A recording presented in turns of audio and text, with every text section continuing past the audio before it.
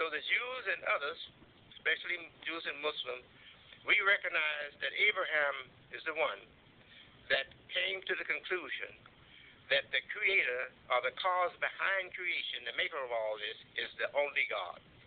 One God alone, only God. So he gave us the monotheistic idea in religion, Abraham. And when he gave us that, he gave us much more than that. Please continue to listen, and students, please take notes. Especially when there's something that you know you need to hold. Take note. He gave the world much more than just the belief that there is one God. If Allah says, going back to what I said earlier, Inna shirka la dhulmun azim, surely worshiping more than one with God, confusing the idea of God, putting something with God as Jesus Christ, making Jesus Christ a prophet or a messenger of God, surely this is the worst form of oppression. Worst form of oppression. What is it oppression? What is it oppressing? Number one, it oppresses your intelligence. It oppresses your good senses. It's going in conflict with common good sense that God gave you. So it's going in conflict, it's in conflict with the intelligence God created. God created common sense. God created my common senses to know that this is hot, this is cold, this is dangerous, this is not. This is ugly, this is beautiful. Huh? This is hard, this is soft. This is intelligent, this is not. God gave every human being this sense. Now, when something goes against that sense, you shouldn't accept it. I don't care what it is. If it's W.D. Mohammed, Imam W.D. Mohammed, if he goes against your good common sense, you shouldn't accept what he says that goes against your good common sense. No. But don't accept it just instantly. Oh, that's wrong. No, because you could be wrong. But after you discuss it with others who have good common sense and others that you respect as intelligent, and you all come up a shorter decision, you have a shorter decision that this is against good sense, good common sense. You should reject it. I don't care where it comes from. You should reject it.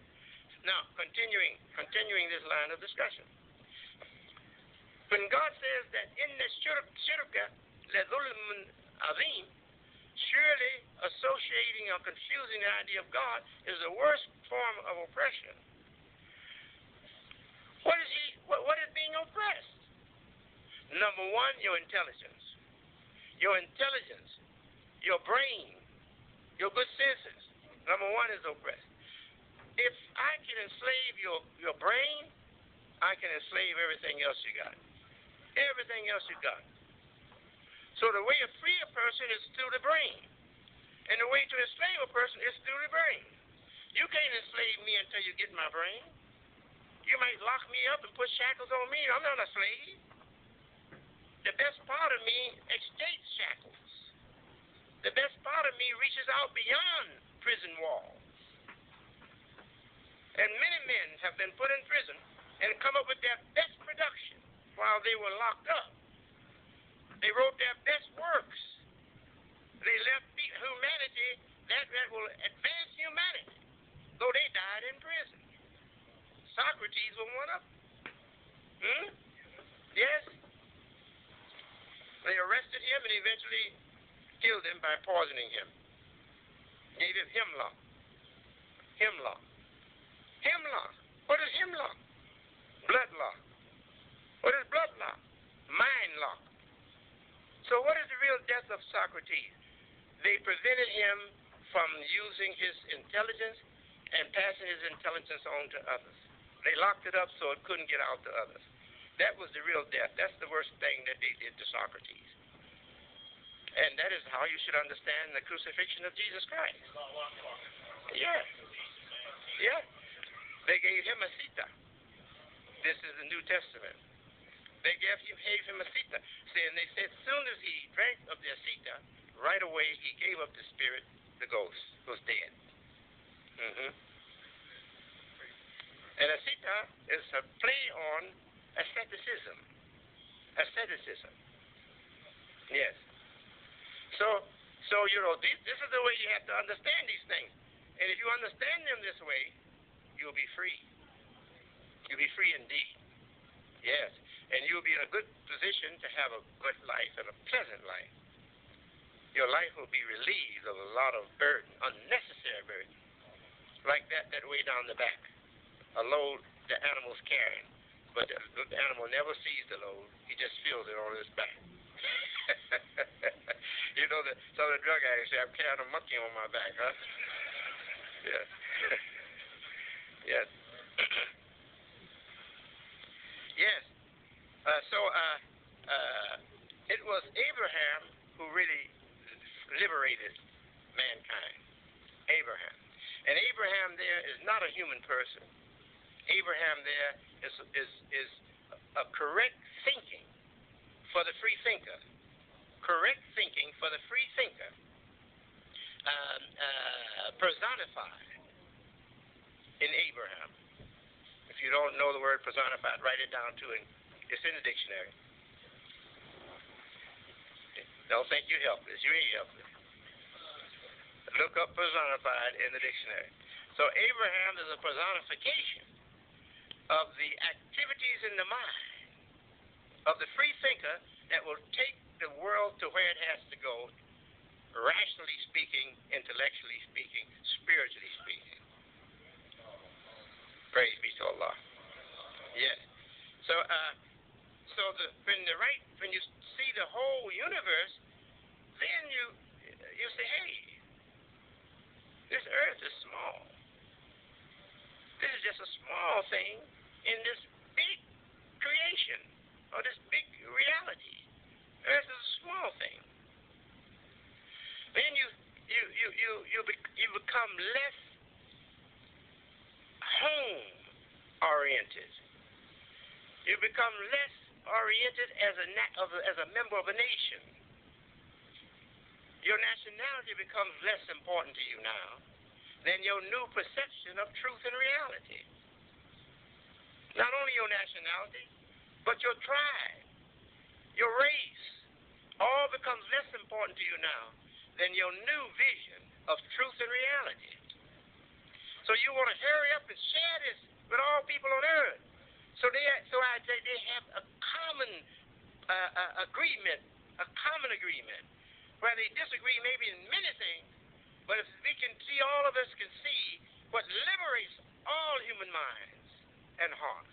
We can agree in that one thing, and that one thing is bigger than all of our small things, right? Because this is the universe, not America, not the United States. This is not London. This is the universe we're talking about. It's much bigger than all of us. So if we can agree in what this bigger reality says to us, it speaks to us, it speaks to our intelligence, then we can all come together. And this brings us to the next. Oh, I love it so much.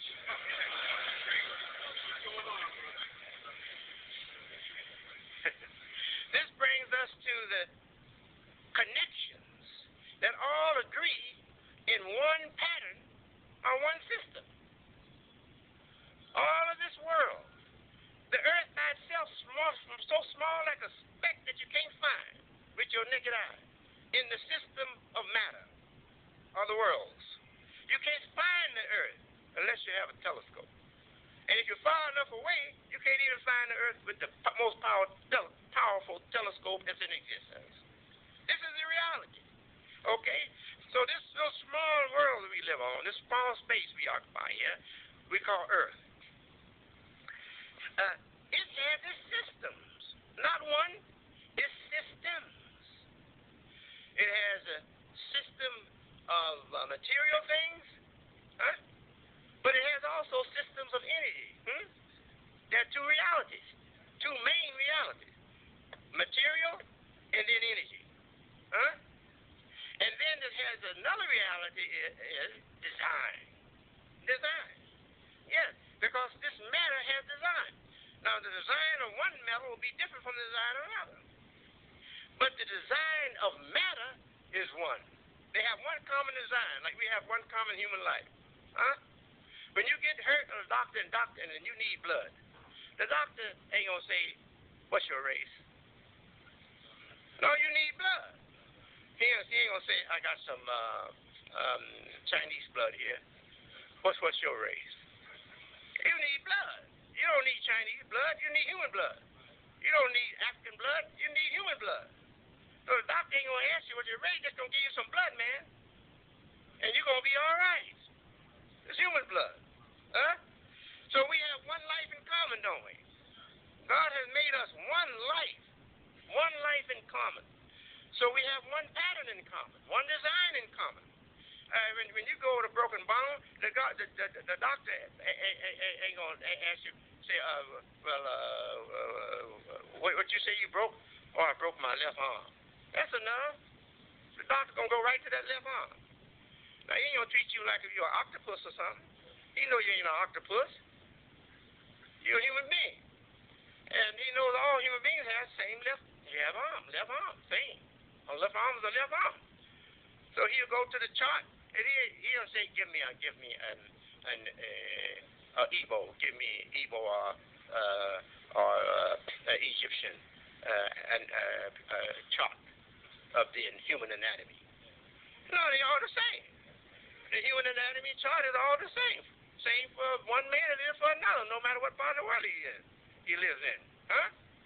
So this is a universal life. This is a one single life. What I'm getting at is this.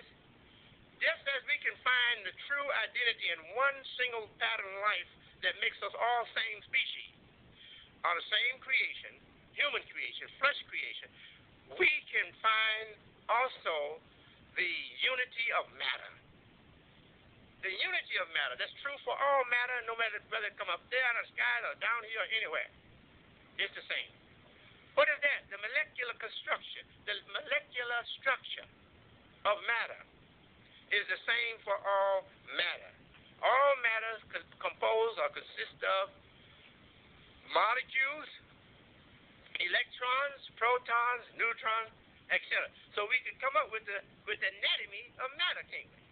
We can get beneath the covering of colors and racial difference. We can get beneath all of that, get beneath the flesh, the outer flesh, and come to the logic.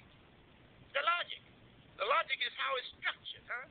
And the structure is the same for all, same for the earth.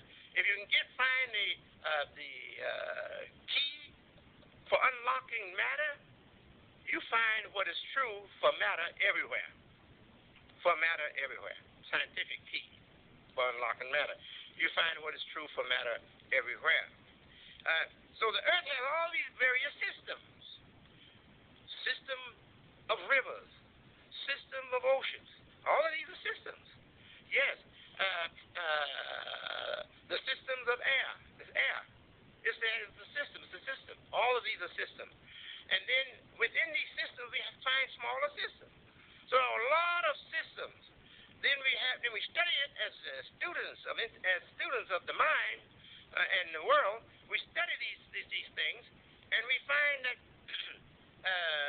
there is a science of skin, science of blood, science of everything in the human composition. And then when you study the outer world, there's the science of geography, the science of geology, the science of astronomy, all these different sciences. And the one who started all this process was Abraham. Now go back to the meaning I gave you of Abraham. Not a person. Don't look for a Jew. And don't look for an Arab. Look for the description I gave you of Abraham. Yes. Now, so the prayer, he says in Arabic, in Quranic Arabic. He says, God is the one who has blessed us with our past. He says it in words. And then he says, and we would not have come to these paths if you had not guided us. Here's what he says to God. We would have not arrived at these paths. We would have not found these paths if you had not guided us. What are these paths referring to? They're sabil. There's a board. May I step over there? I have to ask my friend, can I step over?